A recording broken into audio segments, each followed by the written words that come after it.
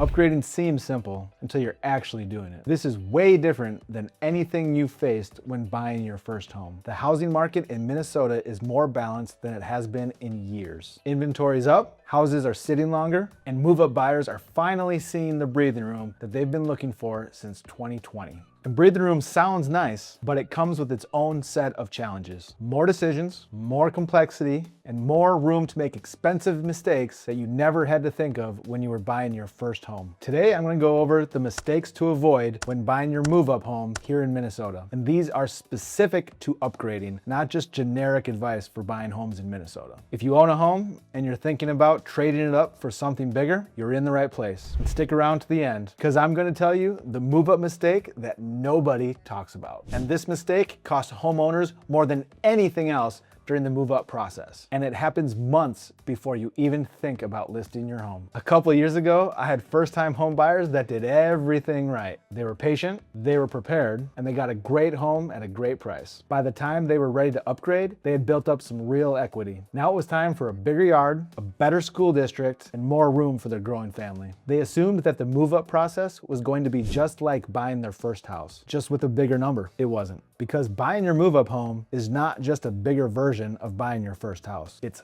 fundamentally different. It comes with its own set of challenges and its own set of risks. Because you're not just a buyer, you're also a seller. You have your current mortgage, you have the equity that you need to pull from your home, and you have timing issues that you never had to think about as a first-time home buyer. And it's not always obvious to see the mistakes that come with these challenges until you're already making them. I'm Aaron Zenfennig with Titan Real Estate Group, and I help move-up buyers across the state of Minnesota with one of the most complex transactions in real estate, all while making sure they do not leave money on the table or get backed into a corner. Here are the mistakes to avoid when making the move up. Mistake number one, not understanding your equity position before you start the process. Now, most move up buyers have a general idea of what their home is worth. You've got the Zillow's estimate, of course, you have your property tax value, and your neighbor's house just sold for whatever. And all that's great, but it's really just a rough estimate, right? It's not the real numbers. And what you think you'll walk away with and what you actually walk away with can be very different. So the first thing that you need to do is figure out what your home will actually sell for in today's market. Not what you hope it'll sell for, but what it will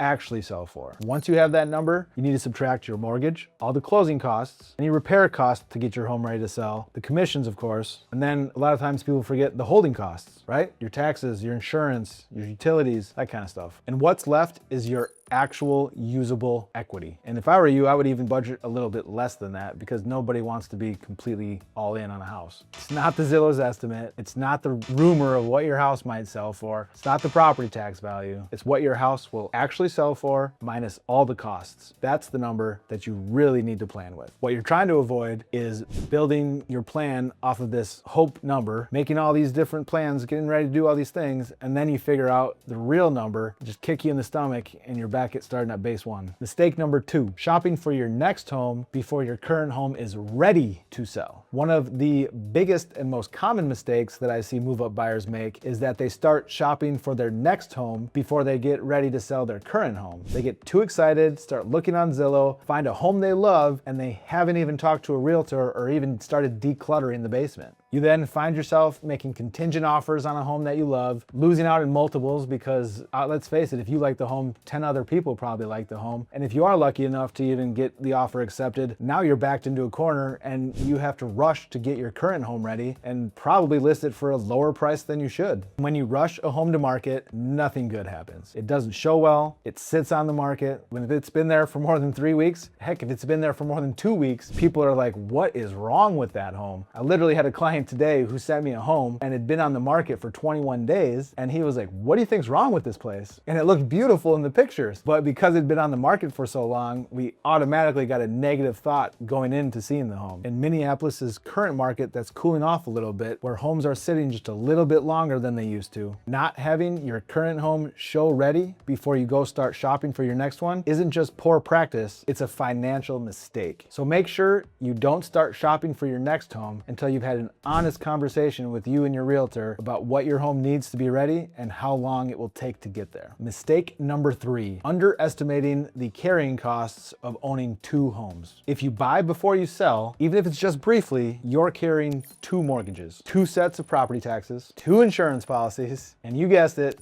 2 sets of utilities. In Minnesota, where the average home price is $350,000, carrying 2 mortgages can run you nearly $6,000. Most move-up buyers assume that this overlap process is quick. Sometimes it is, sometimes it isn't. A home that sits on the market longer than you think, a delayed closing situation on either end, or an inspection issue that can reopen negotiations can extend the overlap of you owning 2 homes by weeks and sometimes months. And every week of dual ownership is costing you money that should stay in your pocket. So what to avoid? Making a move-up plan that only works in the perfect scenario. You want to make sure you build some buffer in there, both with your expenses, timeline, and anything else you can think of. Make sure you have a monetary buffer in there that can absorb some extra costs just in case the worst case scenario happens. Under promise and over deliver. Mistake number 4, letting emotions drive the upgrade. Move-up buyers are uniquely vulnerable to this because they've usually been in their current home for years. They know exactly what they've been missing out on: the bigger kitchen, the finished basement, the fenced-in yard, that extra bedroom, the better school district. When they finally find a home that has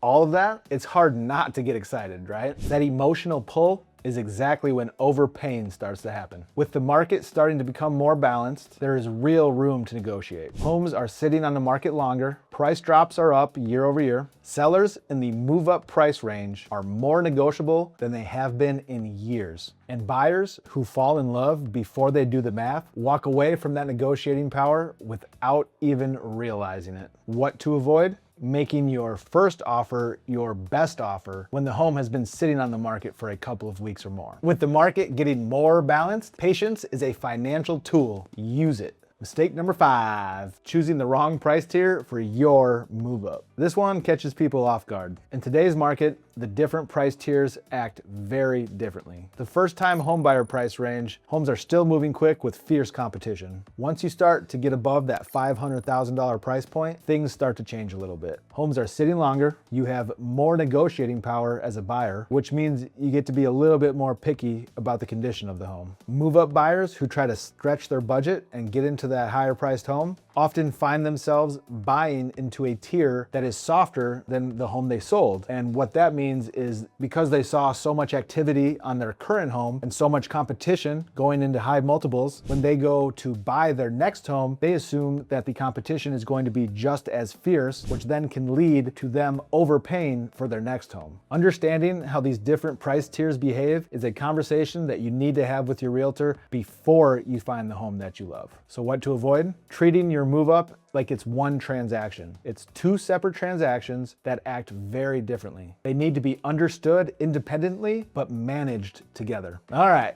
The moment we've been waiting for, the mistake that I was telling you about, the mistake that costs move-up buyers more money than anything else. And that's not getting a pre-listing inspection on your home before you are ready to sell. Sellers are always skipping this one because it feels backwards. We're taught that the buyer should pay for the inspection, and who wants to pay for something on a home that they're getting rid of anyways? So here's what can happen when you don't get a pre-sale inspection. More than likely, your buyer's going to order one. Inevitably, the inspector is going to find something wrong. The buyer comes back with some kind of repair request or some kind of obscene amount of money that they want for this tiny little repair, right? And you're now operating from a defensive position because now your home's off the market. If you say no to their ridiculous repair request, you have to go back on the market and try to convince the rest of the market that your home isn't a piece of crap. Going back on the market after an inspection is death to your sales price. It is probably one of the worst things you could possibly do to your home sale. Again, because as soon as you go back on the market, everybody is going to be wondering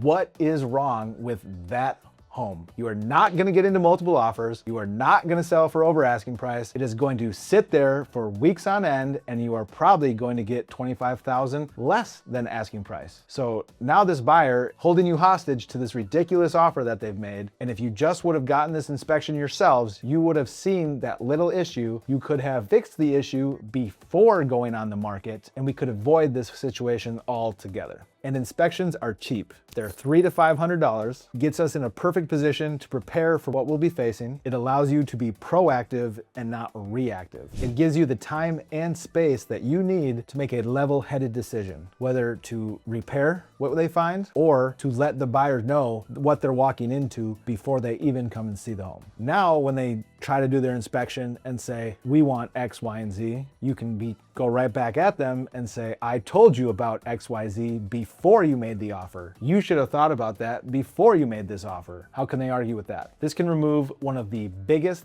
derailing moments in the transaction. And for a move-up buyer, this derailing moment doesn't just derail one transaction, it derails two. So $300 or $500 to protect your $500 to $1 million transaction, that's pretty easy math. And it's something almost no seller ever thinks about. So now I want to hear from you guys. Is anyone here planning on moving up? What part of this process has you guys most worried? What's most confusing, your biggest concerns, and your biggest reservations, and what scares you the most? Drop it in the comments. I read every single one. We'll see you there.